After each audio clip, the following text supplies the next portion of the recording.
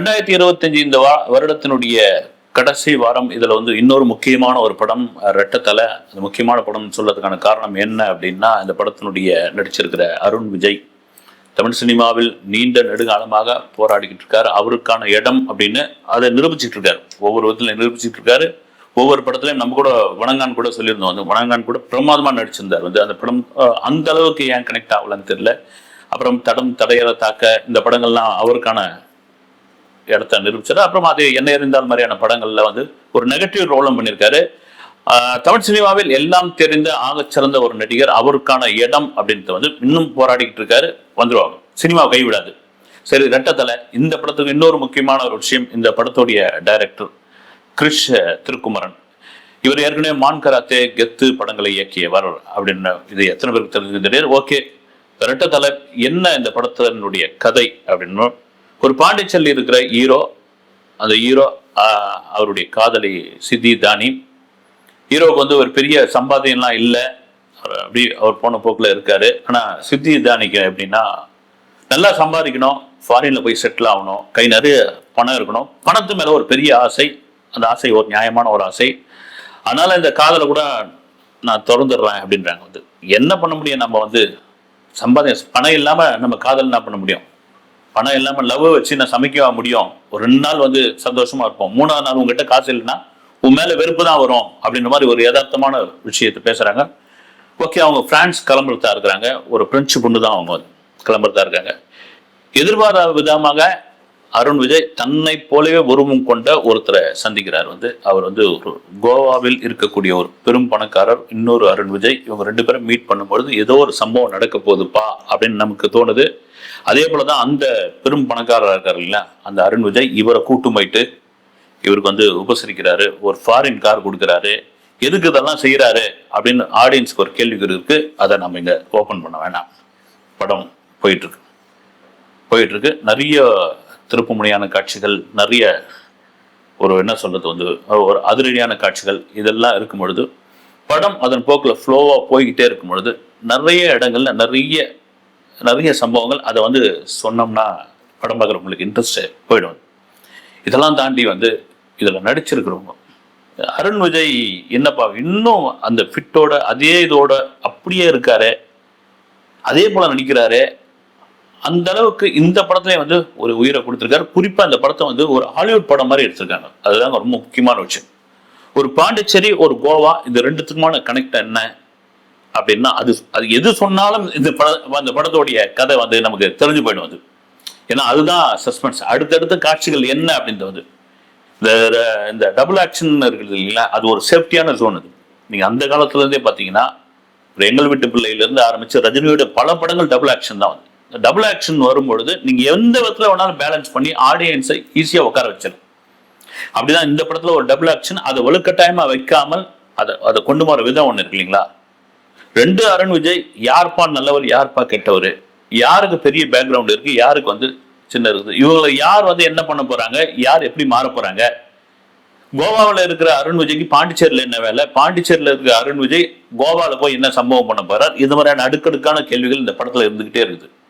இதெல்லாம் மீறி இந்த படத்தை கொண்டு போகிற விதம் வந்து ஒரு 2 மணி நேரம் தான் படம், ரொம்ப நேரம் இழுக்கல. வந்து ஒரு ஆரம்பிச்சு முதல்ல அப்படியே தொய்வா அப்படியே போகுது ஒரு கதை. வந்து சரி ஏதோ சொல்ல வராங்கன்னு திடீர்னு 2 அருண் விஜய் மீட் பண்றாங்க. மீட் பண்ண பிறகு அந்த கதையில வந்து ஒரு சூடு பிடிக்குது.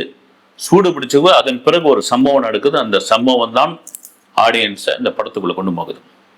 டக்குன்னு வந்து கதை ஒரு இன்ட்ரோல் பிளாக் வந்துடுது. இன்ட்ரோல் பிளாக்கு அப்புறம் அடுத்து என்ன நடக்க போகுது அப்படின்ற ஒரு இந்த பணத்தாசை பிடிச்ச இந்த காதலி ஃபாரின் கிளம்புறன்னு சொன்னாலே அவ இருக்காளா கிளம்பிட்டாளா அப்படின்ற மாதிரியான கேள்வி. கோவாவில் ஒரு பெரிய வஸ்தா அது ஹரிஷ் பெராடி. அவர் ஏன் வந்து பாண்டிச்சேரிக்கு வராரு, அவர் என்ன சம்பவம் பண்றாரு, யாரை தேடி வராரு, இந்த மாதிரியான கேள்விகள் அடுக்கடுக்கா இருந்துகிட்டே இருக்கும்போது இந்த படத்தை நிறைய ஆர்டிஸ்ட் இல்லாமல் குறைஞ்ச ஆர்டிஸ்ட் வச்சு கிரிஷ் திருக்குமரன் மிக நேர்த்தியா பண்ணியிருக்காரு. இந்த படம் முழுக்க வந்து தன்னுடைய தோல்ல சுமந்துக்கிட்டு போற ஒருத்தர் பார்த்தீங்கன்னா அருண் விஜய் தான். ஏன்னா கொடுத்த வேஷத்தை மனுஷன் வந்து கரெக்டா பண்ணியிருக்காப்ல. உயிரை கொடுத்து நடிக்கிறாங்க இல்லைங்களா, அது மாதிரி நடிச்சிருக்காப்ல. அதை தாண்டி படத்துல சின்ன தொய்வுகள் இருக்கு.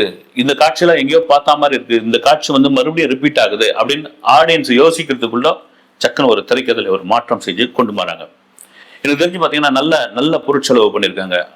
அதை தாண்டி வந்து விறுவிறுப்பான திரைக்கதை, ஒரு இங்கிலீஷ் படம் பார்த்த மாதிரி இருக்குது. நிறைய பேர் வெளியே வெளியே கூட ஆடியன்ஸ் கூட ஏதோ ஒரு இங்கிலீஷ் படத்தை நம்ம அப்படி ஞாபகப்படுத்துறது, இது மாதிரிலாம் சொல்லிட்டு இருக்காங்க. சித்தி தானி வெந்து தணிந்தது காடு படத்துல சிம்புவோட நடிச்சிருப்பாங்க. அப்புறம் இன்னொரு படம் ஏதோ ஒர்க் பண்ணியிருக்காங்க, பெரிய எதுவும் இல்லை, பார்க்கறது கொஞ்சம் குசலா இருக்கிறாங்க. ஏன் உங்களுக்கு சரியான வாய்ப்பு கிடைக்கலன்னு தெரியல. இந்த படத்துல கூட பெரிய ஆக்டிங் ஸ்கோர் அவங்களுக்கு இல்லைனாலும் கொடுத்த இடத்த சிறப்பாக பயன்படுத்திட்டு போறாங்க. தன்யா ரவிச்சந்திரன் முக்கியமா வந்து இவங்க ஏன் வராங்க, எதுக்காக வராங்க, கொஞ்ச நேரம் தான் வராங்களே, அதுக்கப்புறம் இவங்களுக்கு என்ன வேலை அப்படின் போது கிளைமேக்ஸ்ல ஒரு சம்பவம் பண்றாங்க. அது ரொம்ப முக்கியமான விஷயம். இதெல்லாம் தாண்டி டைரக்டர் சொல்ற ஒரு விஷயம் என்னன்னா, ஆசைக்கு அழிவு தான் காரணம், இந்த ஆசை தான் அழிவை கொண்டு போகுது அப்படின்ற ஒரு சிங்கிள் லைன் தான். இது மாதிரி உலகத்துல எக்கச்சக்கமான கதை வந்துடுச்சு அப்படின்னா கூட நாட் லைன் ஒண்ணுதான். அதை தாண்டிய திரைக்கதை, அதை தாண்டி அந்த ஆர்டிஸ்ட் கொண்டு போன விதம், அதை தாண்டி வந்து அந்த படத்துல ஆடியன்ஸை கொண்டு போய் சேர்க்கிற ஒரு விஷயம், இதெல்லாம் ரொம்ப நேர்த்தியா பண்ணியிருக்காரு. ஓகேங்க, படத்துல நெகட்டிவா இல்லையா அப்படின்னா ஓகே, சாம் சிஎஸ் உடைய இசை ரொம்ப கொஞ்சம் இறைச்சலா இருக்குது, அது இன்னும் கொஞ்சம் கம்மி பண்ணியிருக்கலாம். அப்புறமா அந்த சில காட்சிகள்லாம் கொஞ்சம் எங்கெங்கயோ பார்த்த மாதிரி இருக்குது, மறுபடியும் ரிப்பீட் காட்சியா இருக்குது அப்படின்ற மாதிரியான கேள்வி இருக்குது. நிறைய இடங்கள்ல லாஜிக் கொஞ்சம் கேள்வி கேட்க வைக்கிறது. ஆனால் அந்த லாஜிக்கை தாண்டி அடுத்த காட்சி கொண்டு போறாங்க இல்லைங்களா, அதுல டைரக்டருடைய திறமை இருக்குது. இதெல்லாம் மீறி இந்த படம் எப்படி ஒர்க் அவுட் ஆகுமா அப்படின்னா, கண்டிப்பா ஆடியன்ஸ் மனசு வச்சா போலாமா, போய் பார்க்கலாம். பார்த்துட்டு ஒரு 2 மணி நேரம் என்ன நடக்குது, ஒரு ஆங்கில படம் பார்த்த மாதிரி அப்படி போயிட்டு பார்த்துட்டு வரலாம். இதெல்லாம் தாண்டி மற்ற கேரக்டர்கள் வந்து எனக்கு பார்த்தீங்கன்னா இந்த ஹரிஷ் பராடி, அப்புறமா அருண் விஜய், தன்யா, மற்ற பேர்லாம், ஜான் விஜய் முக்கியமா இவர் வந்து ஒரு போலீஸா நடிச்சிருக்காரு. எல்லா படத்துலயும் ஒரு மாதிரி ஒரு சைக்கோத்தனமா பேசுற ஒரு போலீஸா அப்படி இது பண்ணிக்கிட்டே இருப்பாரு. அதுக்கு ஒரு காரணமும் வச்சிருக்காங்க. முக்கால்வாசி படத்துக்கு அப்புறம் நமக்கே கொஞ்சம் எரிச்சலாவே இருக்குது, ஜான் விஜய் ஏன் இப்படி எல்லா படம் பூரா இப்படி பேசிக்கிட்டே இருக்கிறாரு, இழுத்துக்கிட்டே இருக்கிறாரு, இந்த எம்ஆர் ராதா எல்லாம் பேசுறாருன்னு. அப்புறம் கடைசியில ஒரு முக்கால்வாசி படம் வரைக்கும் வரும்பொழுது அவருக்கு ஒரு முக்கியமான விஷயத்தை பஞ்ச வைக்கிறாங்க.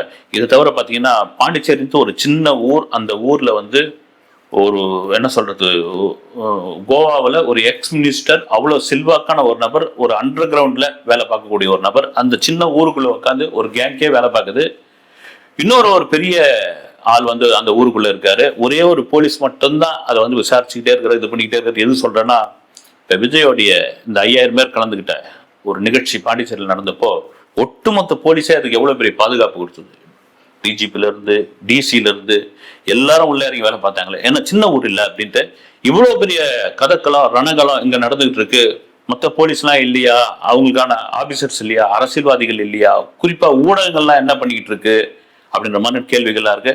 அதையெல்லாம் அந்த கேள்வியெல்லாம் நீங்க கேட்கக்கூடாதுங்க அப்படின்ற மாதிரி படத்தை கொண்டு போயிடறாங்க. வாய்ப்பு இருக்கிறவங்க போய் இந்த ஃபெஸ்டிவல் டைம்ல படத்தை பாருங்க. அடுத்த வீடியோவில் சந்திக்கிறேன். நன்றி.